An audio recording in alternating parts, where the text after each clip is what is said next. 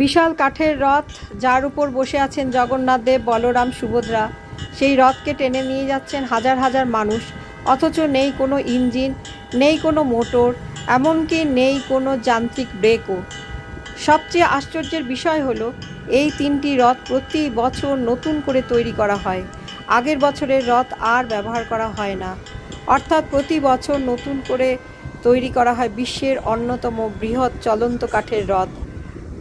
অবাক করা বিষয় হলো, এই রথ তৈরির জন্য কোনো আধুনিক ব্লুপ্রিন্ট বা কম্পিউটার ডিজাইন ব্যবহার করা হয় না। শত শত বছর ধরে নির্দিষ্ট পরিবারগুলোর কারিগররা শুধুমাত্র প্রজন্মের পর প্রজন্ম ধরে পাওয়া জ্ঞান ব্যবহার করেই এই বিশাল রথ তৈরি করে আসছেন। তিনটি রথের নকশাও এক নয়। জগন্নাথ দেবের রথে থাকে 16টি চাকা, বলভদ্রের রথে 14টি এবং সুভদ্রার রথে 12টি চাকা থাকে। প্রতিটি চাকার আকার, অবস্থান এবং ভারবহন ক্ষমতা আলাদা করে হিসেব করা হয়, যাতে টন টন ওজন পুরো কাঠামোতে সমানভাবে বণ্টিত হয়। মাত্র কয়েক সপ্তাহে তৈরি হওয়া এই বিশাল রথগুলোর কাঠ উৎসবের শেষে পুরীর মন্দিরের মহাপ্রসাদ রান্নার জ্বালানি হিসাবে ব্যবহৃত হয়।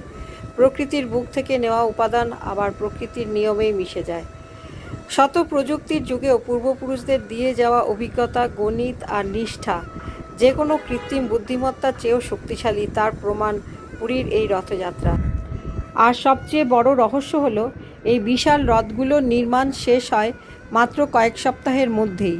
যেখানে আজকের দিনে একটা বড় কাঠামো তৈরি করতে লাগে কম্পিউটার সফটওয়্যার আর অসংখ্য নকশা, যেখানে শতাব্দীর পর শতাব্দী ধরে পুরীর রথ তৈরি হচ্ছে শুধুমাত্র অভিজ্ঞতা, গণিত আর প্রাচীন ভারতীয় প্রকৌশল জ্ঞানের উপর ভর করে।